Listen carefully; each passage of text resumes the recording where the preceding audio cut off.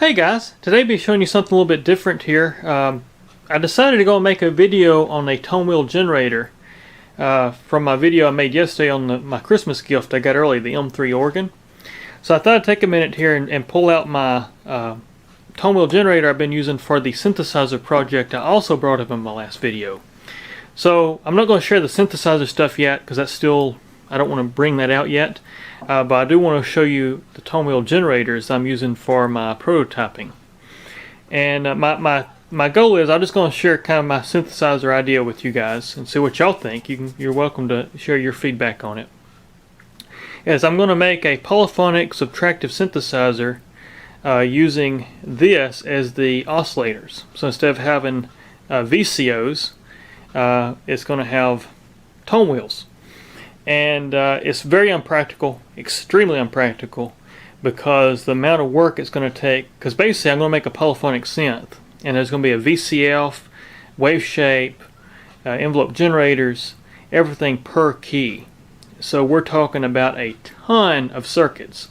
And so I hadn't even really gone there yet. I'm just right now working on the design that I want for a single voice right now. That's all I'm focusing on. But that's my goal in the future, is to make a polyphonic Tonewheel generated polyphonic synthesizer subtractive. And like I say, it's very unpractical, but I'm doing this really for educational purposes, because in this case you can see a physical oscillator. You know, where most things are, well, when you talk about VCOs in general, you're talking about a circuit. You know, you can look at it with a scope, but you can't physically see anything moving or that kind of stuff. In this case, you can actually see a tone wheel running. And needless to say, I'm not going to use all the tone wheels because that would be massive. That'd be a massive circuit. But I have thought about making bass pedals, you know, as well, using kind of like the Taurus pedal, but instead of having the oscillators, have the tone wheels generating that, but with the filters and all that stuff, and probably sub oscillators to generate other tones off the tone wheels. And also using some of the tone wheels I don't use as a feedback, so I can actually get some like ring modulation kind of stuff going on. So that's kind of what I'm picturing in my head anyways. But anyways, enough with that. I'll tell you a little bit about how this thing works. So I chose the H112, the Hammond H112 model tone wheel, for one reason, and that is that it has a synchronous start motor. It actually will self-start. So where you saw my M3, I have to have a little starter motor at the end to get this thing up to speed, and then that synchronous motor would take over. Not on this one. This one has this one motor, and it has a starter capacitor. And so what it does is when you turn on this capacitor, there's an extra set of windings in this motor, and it actually boosts it to get it up to speed on its own. And then this motor, you know, does everything. So it saves a lot of wiring and a lot of stuff. And you can see I've just got it wired to 120 right into it. So I've eliminated everything that's organ related. And I did not tear apart an organ for this, guys. Just so you know, I'm not really far tearing apart instruments to make something. So I bought this one already pulled. So there's no organs destroyed in my hands. I just bought this off one that had already been parted out. But anyways, what we got, so we got the shaft of the motor coming out, and we got a coupling spring, and this actually takes the torque off that motor and keeps you from tearing up things in the tone wheels from direct torque of the motor. So this actually gives you some play on startup. And so that's kind of what it also eliminates noise between the motor and this, gives it some flex room. And then what we have here is under here we have all the tone wheels, which I will show you later in the video. When you flip this thing over, you can see all the tone wheels from underneath. But what we have here, it's really interesting, and you can think of this thing just like power lines going into your house. It's really how you can think about this, because it is a generator. It's an AC generator is actually what it is. And the difference is between this and like your generator that you'd buy is that they set the motor RPM to meet 60 Hertz. On this one, it's actually running the motor at a set frequency, and then it's geared ratios to change the frequency of the tone wheels, and that's how you get your different notes. That's how this works. And then what they do is, since it's AC coming out, they use transformers, these little wire wound transformers here, and that boosts the signal off the tone wheel and brings up to volume before your preamp of your organ. So it's really ingenious how they made this thing. And then these caps here are just for a tone. These capacitors, they actually how they set the tone of the tone wheel. And then it comes out here, and it will go to all your drawbars, presets, all that good stuff, manuals, you know, all that kind of stuff. But I think, if I'm not mistaken, these go straight to your preamp, or goes to your these go to your actual drawbars, and then they go to your preamp from there, if I'm not mistaken. Don't hold me to it. I'm still learning organs, so this is you know, as far as I've got here with the organ. But anyways, that's kind of how it works. I'm not worried about the scanners. I'm not actually using the scanners on this one yet. That might be later on. Right now I'm just using just the motor and the tone wheels. That's all I'm focusing on. And like I say, this one has some damage. There's one tone wheel that's actually damaged, which you'll see later in the video. And the pickup's damaged, and so this thing's not even fit to really put back an organ without a rebuild. I mean, you could probably rebuild this thing. I would hate to be the guy that had to rebuild this thing, because it's massive, all mechanical. And you adjust your pickup by sliding these in and out. So that's how you adjust your pickup. And I guess that would increase or decrease the amplitude of that signal. That's kind of how that works. But anyways, I've got it hooked up to one of the signals here, and you can see my amp will hum when it's unplugged, just because of the ground reference. But I'm going to plug this thing in. You actually hear this thing start up in an amplifier. So you actually get to hear the tones generated directly off the tone wheel. So let me plug this thing in. You're going to hear like the Keith Emerson thing, like when he would turn his organ off on stage and turn it back on. And you kind of get to... There we go. It's up and running. So if we unplug that, so you can hear that fluctuation, that spring, and all the tone wheels. And they'll eventually even out. But anyways, we got tone. So that's one tone. That's a high tone. That's a real low tone. I don't know if you can even hear that.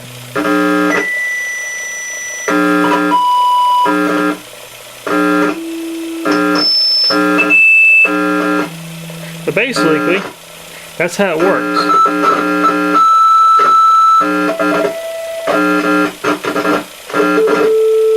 Of course, I'm sorry about the hum.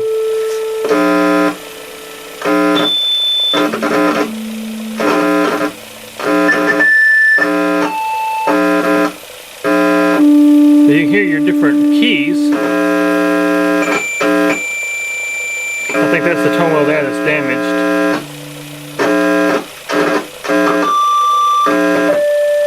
Anyways, you can hear how this works. And I've actually gone up here and I went through the process of labeling what notes these generate. For example, there's G-sharp 6 off this wire here. So if we were to go to this wire here, which would be this one, that's a really high frequency because that's the 6th note of the octave. And we got G-sharp 8, which is even higher. Let's see if we can find... Oh, it's a lower frequency. So if we go, so there's a low frequency. This one is actually, I think that's G. Yeah, that's G-sharp 7 there. But I don't think that's right. That's G-sharp 4. What that one is. Yeah, it's G-sharp 4. And so then we go. This one is D-sharp 5.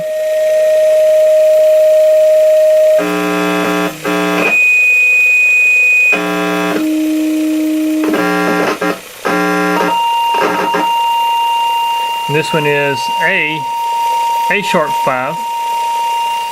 So you kind of get the idea how this thing works. And of course we can unplug it.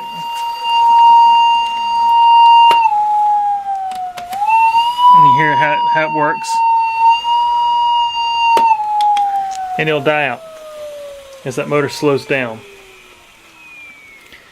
So anyways, that's how a tone wheel generator works. And I just thought I'd take a minute here and show you a little video on that. Put that back so we don't have that hum.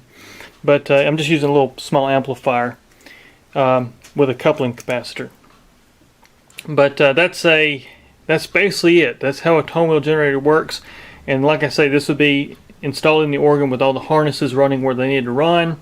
So your drawbars would work. And basically in the drawbar, you take each of these signals and mix them in different ways depending on how it's wired. And so that's kind of how it works. But just thought I'd take a minute here after my video yesterday, show a little bit of a Tonewheel generator and kind of how it works. So I've got this Tonewheel generator flipped over now, and you can actually see the tone wheels. So this is our motor, and you can kind of get an idea of the underneath here. So these are actually each tone wheel with their pickups. So you can actually kind of see the pickup with the tone wheel. And as I rotate the shaft, you can see they all rotate. That's kind of how that works. And there's actually this spring that couples. There's a spring in the middle of the shaft right here, which you can see it's actually separated. I don't know if you can see that or not. Let's get in there. You can see a spring there, so that shaft I can move this one without moving the other until I hit a certain point, and then that one will start moving. So there's ways that they decrease the amount of torque supplied to all these wheels. But anyways, yeah, you can see just the independent tone wheel here. I can turn it by hand. It's actually got a clutch, which is nice. That was actually a safety, so if you had an issue, you know, you wouldn't actually damage the tone wheel. Now I wouldn't want to hit it with the actual pickup, but if something did happen, like let's say you had something freeze up, it would actually have a clutch. It wouldn't just sit there and shred that tone wheel apart. Because I think these actually are, I don't know if they're Bakelite or what they're actually made of. It's like a fibrous material. But you can see the gears are actually brass inside there. The gears are brass going to what looks like a Bakelite gear on the tone wheel. But like I said, I'm not 100% sure what the material is. But anyways, that's kind of a look at the tone wheels. You can see some of them rotate faster than others. So if we rotate this just by hand, the gearing ratio is what sets the frequency. So all the gears are different. You can see the drive gear. So this being a drive gear right there, you can see how big that one is compared to that one. And so you're talking about the same size gear driving it. So that would affect your ratio of speed. So that's kind of how it works. But and they're all different. So you'll see this one's a different size than, well, I'll just go down here. So you'll see this is a big gear right here as far as the width of it. So this one here would actually run slower than what you'd get with this one. And this one here would run slower than what you get with that one. And this one here would run faster than what you get with that one. So it's all based off the gear ratio is how they do it. And really ingenious, just a really ingenious kind of design. But basically you got two sets. So you got a set of tone wheels here, a set of tone wheels over here. So there's two sets. And looking at the gearing ratio, it looks like they're probably the same gearing ratio, but the tone wheel teeth change. So you got the same gear, drive gear size it looks like, but the actual teeth, you can see the comparison of the teeth right here on the tone wheel versus this tone wheel, which is driven by the same gear. So that has something to do with probably either the tone or the frequency itself as well. So that's kind of interesting how that works. And you've actually got two tone wheels per section. So you got one with the teeth, and you got one that actually looks like it has lobes on it. And I'm guessing that's probably, I don't really know what that's for. Just to be honest with you, I've really just been focused on getting the frequencies out of it. Is really what my goal has been with this thing. But yeah, it's just a really neat design. I'll power it up so you can actually see these things in action here. Let me plug it in down here.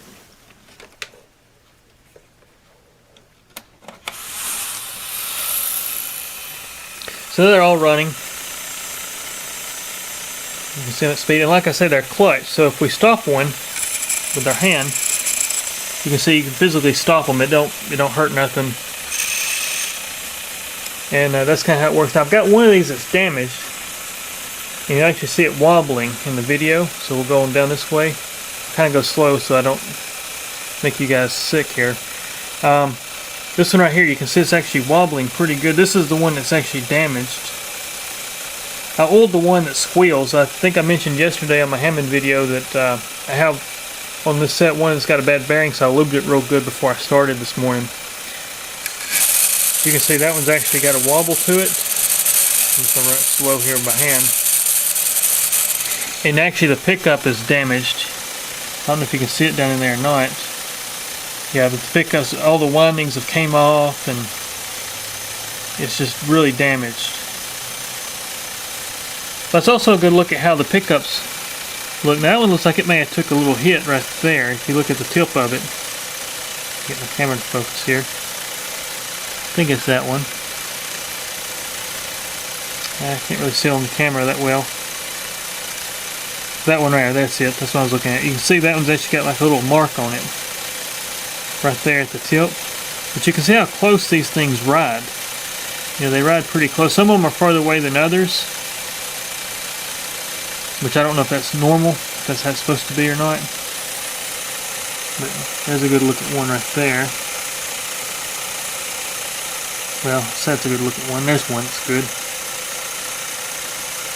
But you can see that head's actually like a wedge shape of those pickups. But anyways, I just thought it'd be kind of cool to show you the underside of this thing. Give you an idea how these things actually look when they're rotating. But anyways guys, thanks for watching. Take care.